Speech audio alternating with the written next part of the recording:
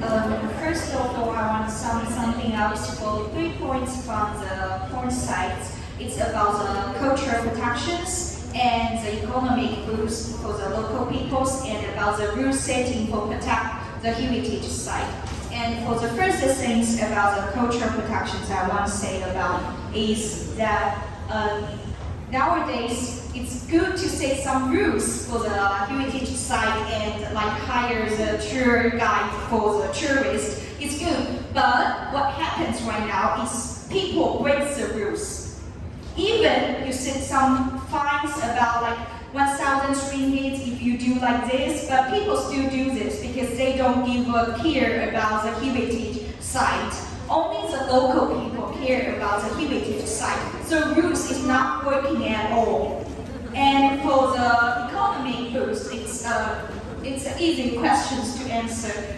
If you set the ticket fees for the heritage site and people pay for that, you use the ticket fees to maintenance the heritage site or heritage things, yes, it's correct. But one thing you need to know is not like normal people can maintain the heritage things and heritage site, the heritage buildings. You need to hire some specialists, human resource on this, and the expenditure will be more expensive than you receive the ticket fees. So it's not working. And for the local peoples, for some rural sites, like for Australia, you got a lot of local original peoples like this. They don't know the technique, they don't know how to use phone. Nowadays, they hunt foods for themselves still. They don't know how to buy food at all. And we go to that place to do the tourist. We bring some technique to show them. You will make them curious about all the things. Like we use the food we eat is totally different from them.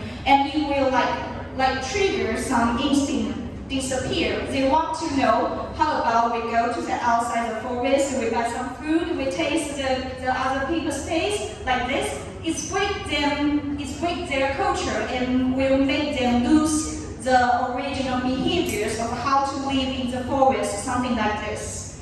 So I think we really should not bring the heritage site to the tourists as a resource. That's my point.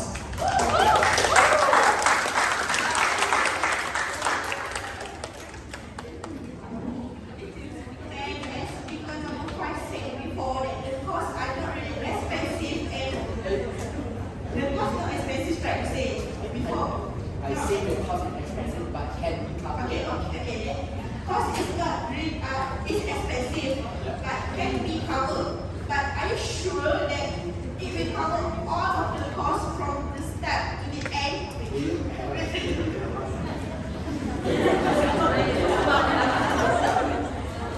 Okay.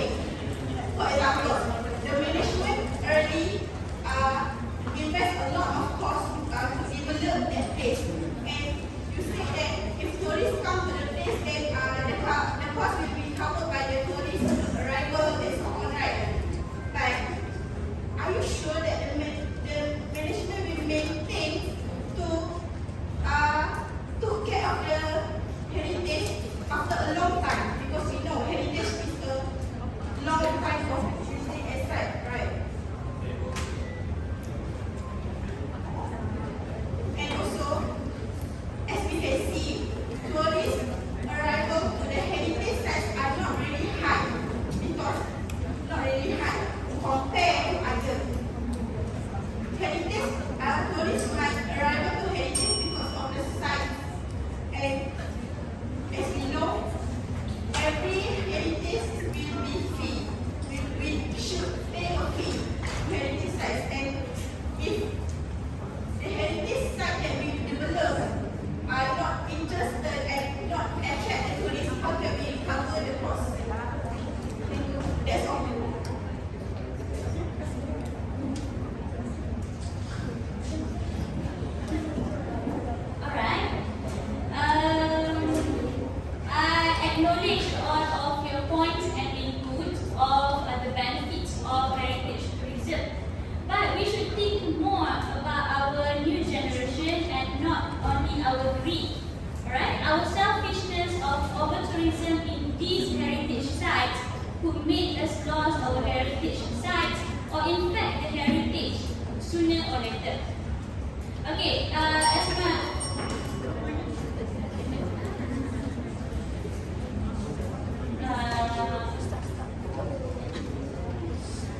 Thank you.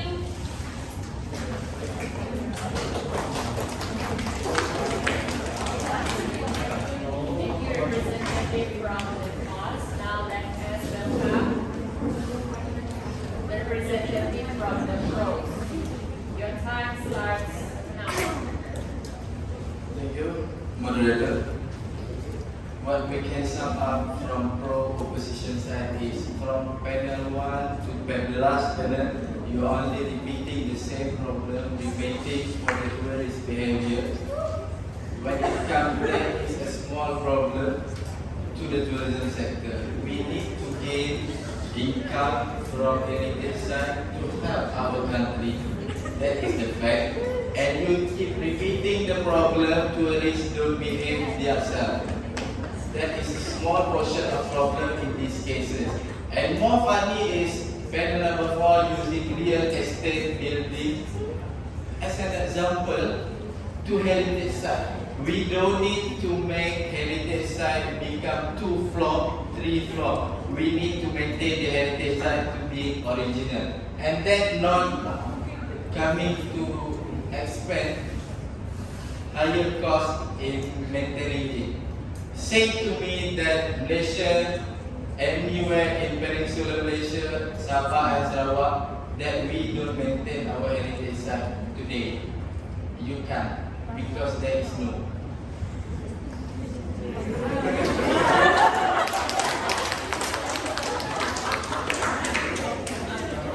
Okay, just now the council team has mentioned about the lack of understanding because there is no moved explanation to show that about that place on heritage sites and also the tourism behavior. So the noise pollution introduced to the community. So the council also said that the management team will not preserve the heritage site a long time. But it is our heritage, our identity, so it should be preserved from time to time. It is our responsibility, right? And then the neglected heritage site will be lost of the country because of the new development of housing and the marketplace.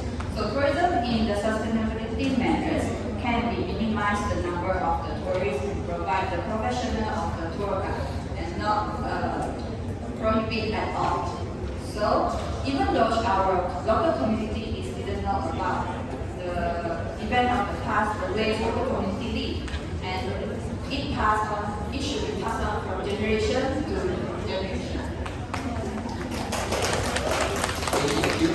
So I would also want to add on about just now you mentioned about even with the ticket fee or any other thing, the profit is not enough to cover the reconstruction or the reparation or the maintenance of the place. Yes, some cases it's true, but some place there is a fund that is provided by international organizations such as UNESCO, such if not mistaken is in Georgetown. That places is considered as outstanding or outstanding. Then okay, never mind. If we maintain the places of the local people in a correct way and was recognized by the international organization, we will gain fund from outside.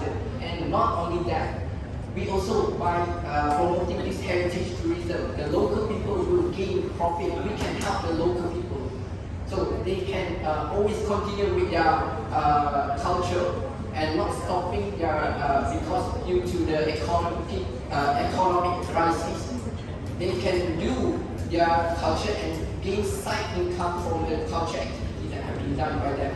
So by that, we also help the people. So for the conclusion, I just want to say that if we don't use heritage as a tourism resource, where does it come, the income, source of income? Do you want to rely on the government only?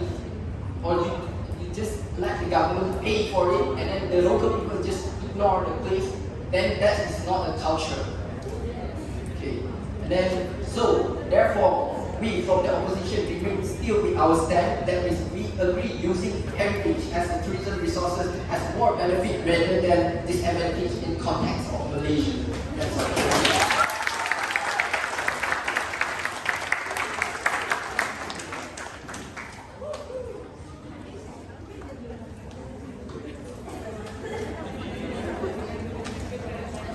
Okay.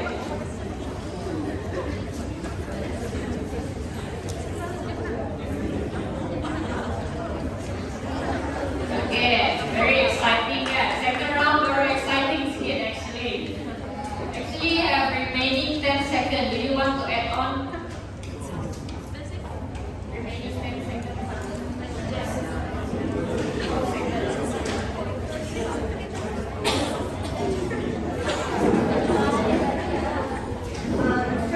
First about what is it? The one problem we keep bringing out is tourist behavior, and I want to say is why we keep bringing this out is this problem is too big. We cannot ignore it. And we are not only talking about the tourist behaviors. We are talking about the local people's feelings. For some of the tourists, for the local heritage site, it's just a place to tourist about. But indeed, for the local people, it's their home, it's their hometown, the place they will never leave. But the tourists go to their home and don't care about their home. They just go tourist and throw rubbish, something like this. Do not respect to the culture and something else I don't want to talk about. I think people will know. So it's not good to the local people and not helping for the local people. For some island peoples, they move their island. The island they have lived a whole life. They leave is because the island will be disappear soon. They must leave their home. So that's what the point I want to say. The tourist behavior is too big, cannot ignore, and it's not helping the local people.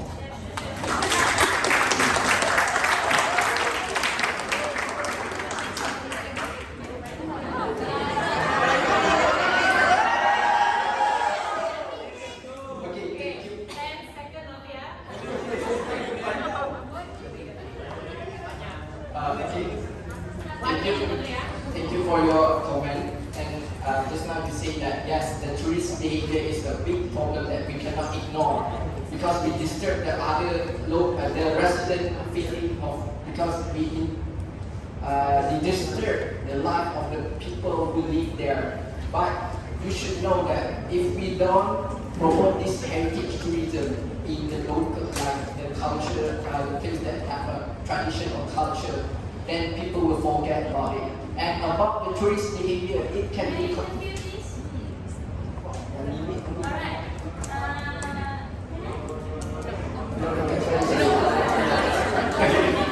You can use video recording and shooting something like this to like let people always remember. I don't have time.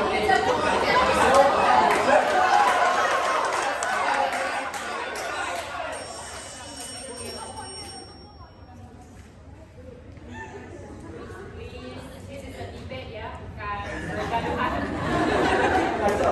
One more time, we will deduct your mark. Okay, so please, in cooperation. Okay. Okay, that's why about the tourist behavior, I already said just now during the first round that we have a tourism carrying capacity. So we limit the people to the limit number of people who can visit a place at one time. So the organizer or the local community can control them. If they do disrespect them, they can let them go away, let them leave the place. Don't go there because you go there is to learn about their culture, not to disturb the life of people. That's all from me. Thank you.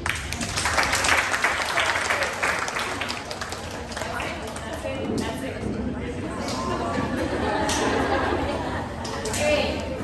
To channel 3, to channel 1 and 2, please go outside because the voting session will start now.